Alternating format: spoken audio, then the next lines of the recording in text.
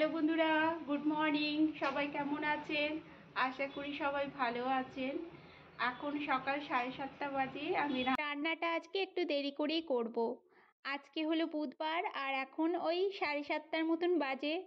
উঠেছি অনেকক্ষণ, উঠে টুকটাক করতে করতে স্ল্যাবটা একটু মুছলাম। রাত্রে কালকে এত ঠান্ডা ছিল, একটু বেশ ঠান্ডাই লাগছিল, মোছা হয়নি, ওগুলো করলাম কাজগুলো। এখন একটু পরোটা বানাবো। মিষ্টির বাবা আজকে দুপুরবেলা চলে আসবে, ওই জন্য রান্নাটাও সকাল থেকে আজকে ছিল না। ও বেলা করে করবো, একটু চিকেন আনবে বলেছে, চিকেন এনে দিয়ে যাবে ওর ডিউটিতে। ওর এই আমাদের এনএডির কাছেই মারিপালামের দিকে ডিউটি আছে আজকে। আজকে একটু মেথি পরোটা করব। কালকে তো বৃহস্পতিবার, কালকে আমরা বেরিয়ে যাব, ওই জন্য ভাবছি শাকগুলো একদম শেষ করে দেবো আজকেই পরোটাতে দিয়ে। আর এমনি শাক করলে না খেতে চাইছে না মিষ্টির বাবা, রোজ রোজ শাক হয়ে যাচ্ছে, আনবেও এতগুলো, আর কি করার আছে, ওই পরোটাতে দিয়ে শেষ করে দেবো। মিষ্টিকে একটু দুধ দিয়েছি, ও খাচ্ছে। মেথি শাকটাকে ভালো করে ধুয়ে নিয়েছিলাম, ওতে তো অনেক বালি থাকে। ধোয়ার পর বেশ একটু কুচি কুচি কেটে একটু আটা দিয়েছি, একটু গোটা জিরে দিয়েছি, একটু আদা কুচি দিয়ে বেশ ভালো করে মেখেছি। এটা জল কম দিয়েই মাখতে হবে, শাক থেকেও তো একটু জল বেরিয়ে যায়, ওই জন্য একটু কম জল দিয়ে মাখতে হবে। শীতকালে মেথি পরোটা খেতে খুবই ভালো লাগে, একটু গরম গরম হলে তো খুবই ভালো লাগে, ব্রেকফাস্টে বা রাত্রে ডিনারেও খুব ভালো লাগে। এর সঙ্গে একটু দইয়ের চাটনি ভালো লাগে, মানে দই রায়তা যেটা, কিন্তু ঘরে এখন দই নেই বলে ধনেপাতা আছে, ধনেপাতা দিয়েই চাটনিটা করে নেব। ধনেপাতা, টমেটো, একটু লেবু রস দিয়ে চাটনিটা দিয়েও খুব ভালো লাগে। পরোটাগুলো পাতলা পাতলা করে বেলে এক এক করে করে নেব। মিষ্টির বাবা স্নান করতে গেছে, ও এসে একটু গোপাল সেবা দেবে, তারপর ও খেতে বসে প্রত্যেক দিন। কারণ সকাল থেকে না আমার মানে হয় না, একটু ফ্রেশ হয়েই আমি রান্নাঘরে চলে আসি, এবার একদম বিজি হয়ে যাই রান্নাঘরে। ওই জন্য মিষ্টির বাবা সকালেরটা দিয়ে দেয়, বেলাতে আমি দিই, একটু ঘরের কাজকর্ম করে স্নান টান করে ঘরের পুজোটা আমি দিই। পরোটাগুলো হয়ে গেছে, এবার মিষ্টির বাবাকে দিয়ে দেবো, ও চলে এসছে।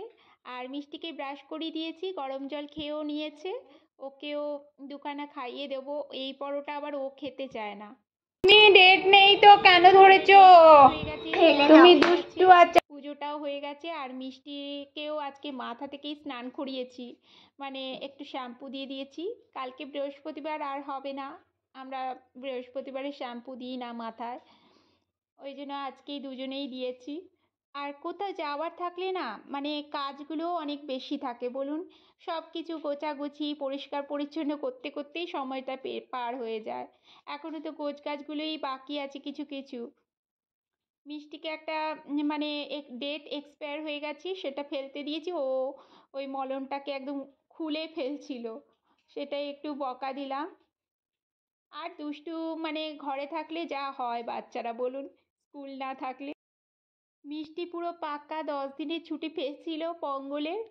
আর গত মানে বৃহস্পতিবার স্কুল খুলবে, আর স্কুল খুলে আবার মানে বৃহস্পতিবার থেকে আবার 1 উইক ওর ছুটি, কারণ কালকে তো আমরা বেরিয়ে যাচ্ছি, ওই জন্য কালকে স্কুল পাঠাবো।